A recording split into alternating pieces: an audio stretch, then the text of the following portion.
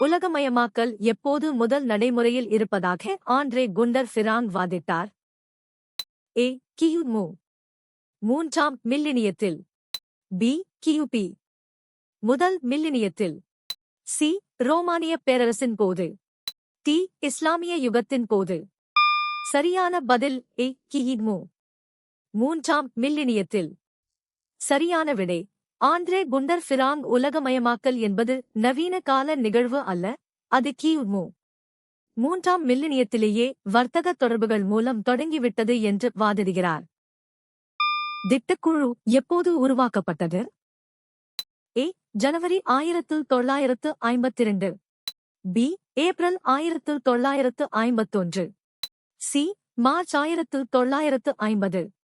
D. மார்ச் 1947. சரியான பதில் சி.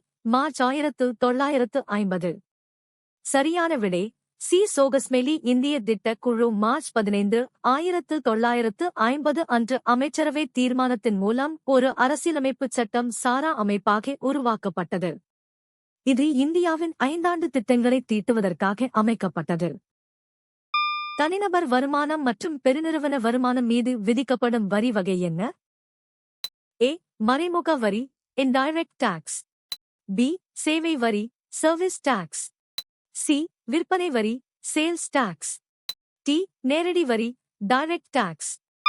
சரியான பதில் டி. நேரடி வரி டைரக்ட் டாக்ஸ். சரியான விடை டி. ஒரு தனிநபர் அல்லது நிறுவனம் ஈட்டும் வருமானத்தின் மீது நேரடியாக விதிக்கப்படும் வரி நேரடி வரி எனப்படும். இவ்வரியை செலுத்தும் சுமையை மற்றவர் மீது மாற்ற இயலாது.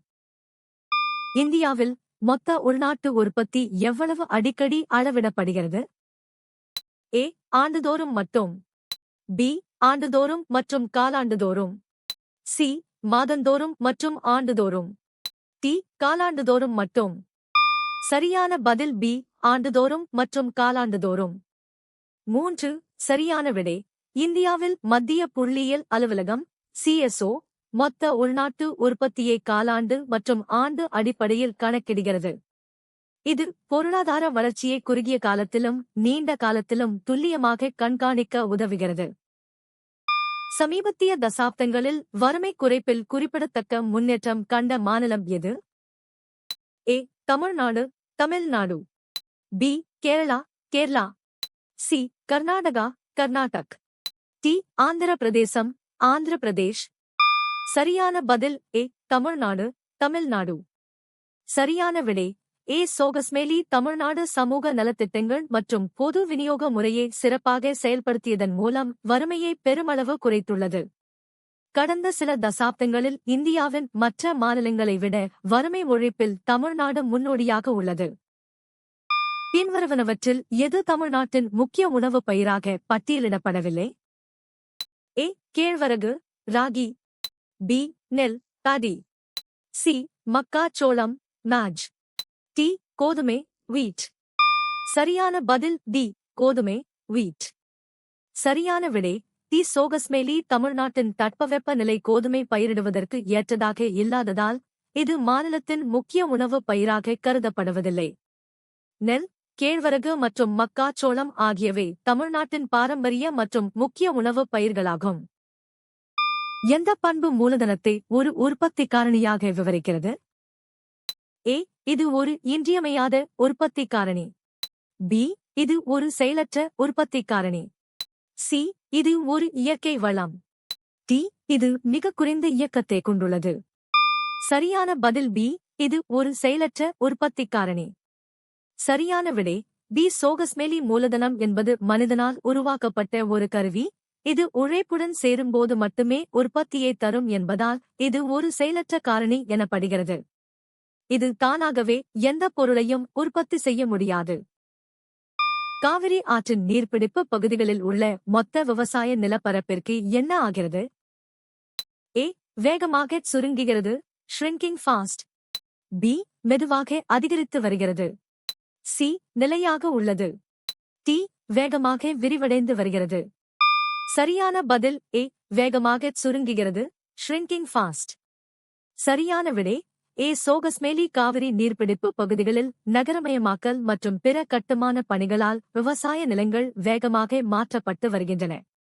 இது விவசாய உற்பத்தியை குறைப்பதோடு சுற்றுச்சூழல் சமநிலையின்மையையும் ஏற்படுத்துகிறது.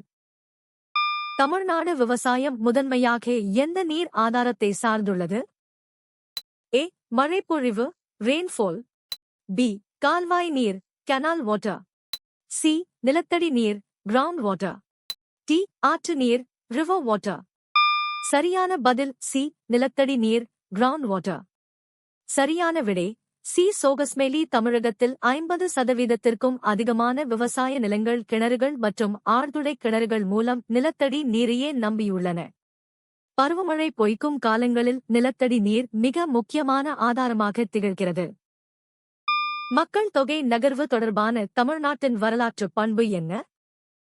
ஏ. தொழில்மயமாக்கல் இண்டஸ்ட்ரியலைசேஷன். பி. வர்த்தக ஒப்பந்தங்கள் ட்ரேட் எக்ரீமெண்ட்ஸ். சி. இடம்பெயர்வு மைக்ரேஷன். டி. விவசாய வளர்ச்சி அக்ரிகல்ச்சரல் டெவலப்மெண்ட். சரியான பதில் சி. இடம்பெயர்வு மைக்ரேஷன். 4. சரியான விடை தமிழ்நாடு வரலாற்று ரீதியாகவே வணிகம் மற்றும் வேலைவாய்ப்புக்காக மக்கள் ஓரிடத்திலிருந்து மற்றொரு இடத்துக்கு நகரும் இடம்பெயர்வு பண்பை கொண்டுள்ளது. சங்க காலம் முதலே தமிழர்கள் கடல் கடந்து சென்றதற்கான சான்றுகள் உள்ளன. கிழக்கிந்திய கம்பெனிக்கு சாசனம் வழங்கப்பட்ட ஆண்டு எது? ஏ. 1632. பி. 1600. சி. 1994. டி. 1991. சரியான பதில் பி. 1600. 7. 1600ஆம் ஆண்டு டிசம்பர் 31 அன்று இங்கிலாந்து ராணி முதலாம் எலிசபெத் கிழக்கிந்திய கம்பெனிக்கு கிழக்கு நாடுகளுடன் வர்த்தகம் செய்ய அனுமதி வழங்கும் சாசனத்தை வழங்கினார். இது இந்தியாவில் ஆங்கிலேயர் ஆட்சிக்கு அடித்தளமாக அமைந்தது. எந்த வகை வரியில் சுமையை மற்றொரு நபருக்கு எளிதாக மாற்ற முடியும்? ஏ. சொத்து வரி ப்ராப்பர்ட்டி டாக்ஸ். பி. வருமான வரி இன்கம் டாக்ஸ். சி. நேரடி வரி டைரக்ட் டாக்ஸ். டி. மறைமுக வரி இன்டைரக்ட் டாக்ஸ். சரியான பதில் டி. மறைமுக வரி இன்டைரக்ட் டாக்ஸ். மறைமுக வரி என்பது ஒரு நபர் மீது விதிக்கப்பட்டு அதன் சுமையை மற்றொரு நபருக்கு இறுதி நுகர்வோர் மாற்றக்கூடிய வரியாகும். உதாரணமாக ஜிஎஸ்டி கடையில் விற்பனையாளர் மீது விதிக்கப்பட்டாலும் அதை வாடிக்கையாளர் செலுத்துகிறார். பின்வருவனவற்றில் பணத்தின் எதிர்பாராத செயல்பாடாக பட்டியலிடப்பட்டுள்ளவை எது? ஏ. கணக்கின் அலகு யூனிட் ஆஃப் அக்கவுண்ட். பி. பரிமாற்ற ஊடகம் மீடியம் ஆஃப் எக்ஸ்சேஞ்ச். சி. மதிப்பின் இருப்பு ஸ்டோர் ஆஃப் வேல்யூ. டி. கடனின் அடிப்படை பேசிஸ் ஆஃப் கிரெடிட். சரியான பதில் டி. கடனின் அடிப்படை பேசிஸ் ஆஃப் கிரெடிட். சரியான விடை டி. சோகஸ்மேலி பணத்தின் எதிர்பாராத அல்லது துணை செயல்பாடுகளில் contingent functions கடனின் அடிப்படையாக விளங்குவது மிக முக்கியமானது.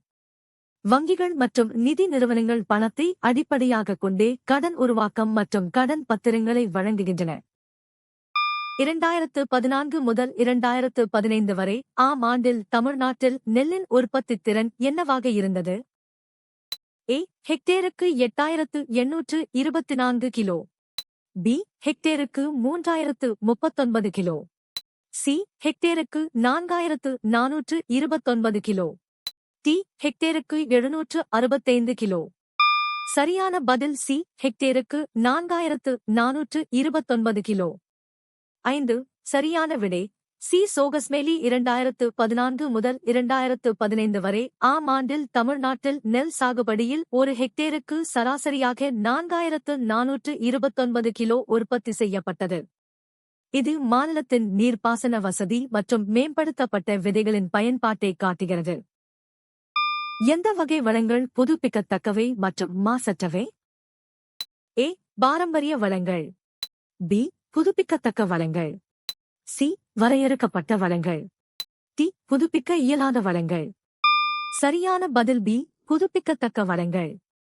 சூரிய ஆற்றல் மற்றும் காற்று போன்ற புதுப்பிக்கத்தக்க வளங்கள் இயற்கையில் மீண்டும் மீண்டும் உருவாகக்கூடியவை மற்றும் சுற்றுச்சூழலுக்கு தீங்கு விளைவிக்காதவை. இவை எதிர்கால தேவைகளை பூர்த்தி செய்ய நிலையான ஆதாரங்களாக விளங்குகின்றன. வரி செலுத்துவோருக்கு குறைந்தபட்ச சிரமத்தை ஏற்படுத்தும் வகையில் வரிகளை வசூலிக்க வேண்டும் என்று எந்த விதிமுறை அறிவுறுத்துகிறது? ஏ. வசதி விதி, கேனான் ஆஃப் கன்வீனியன்ஸ். பி. சிக்கன விதி, கேனான் ஆஃப் எக்கானமி. சி. நிச்சய விதி, கேனான் ஆஃப் சர்டன்டி. டி. இணக்க விதி, கேனான் ஆஃப் கம்ப்ளையன்ஸ். சரியான பதில் ஏ. வசதி விதி, கேனான் ஆஃப் கன்வீனியன்ஸ். சரியான விடை ஏ. ஆடம் ஸ்மித்தின் வரி விதிப்பு விதிகளின்படி வரி செலுத்துபவர் எளிதாக வரி செலுத்தும் வகையில் காலமும் முறையும் அமைய வேண்டும் என்பதே வசதி விதியாகும். இது வரி செலுத்துவோருக்கு ஏற்படும் தேவையற்ற சிரமங்களை குறைக்கிறது. பின்வருவனவற்றில் எந்தவொரு நாட்டின் முதன்மையான வளமாக கருதப்படுவது எது? ஏ. சூரிய ஆற்றல், சோலார் எனர்ஜி. பி. காற்று ஆற்றல், வைண்ட் எனர்ஜி. சி. இயற்கை எரிவாயு, நேச்சுரல் கேஸ். டி. மனித வளம், ஹியூமன் ரிசோர்சஸ். சரியான பதில் டி. மனித வளம், ஹியூமன் ரிசோர்சஸ். 6. சரியான விடை டி. சோகஸ்மெலி ஒரு நாட்டின் இயற்கை வளங்களை பயன்படுத்தி உற்பத்தி திறனை மேம்படுத்துவது மனிதர்களே என்பதால் மனித வளம் முதன்மையான வளமாக கருதப்படுகிறது. கல்வி மற்றும் ஆரோக்கியம் மூலம் மனித வளம் மேம்படும் போது நாட்டின் பொருளாதாரம் வளர்க்கிறது. எந்தவொரு முதலீட்டுடனும் தொடர்புடைய உள்ளார்ந்த பண்பு என்ன? ஏ. பணத்தை இழக்கும் அபாயங்கள்.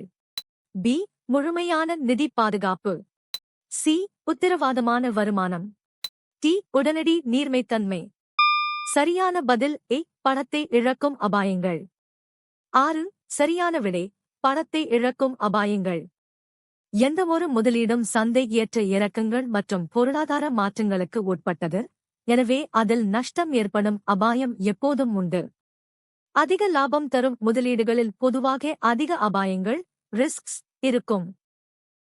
நீங்கள் எத்தனை சரியாக பதிலளித்தீர்கள்?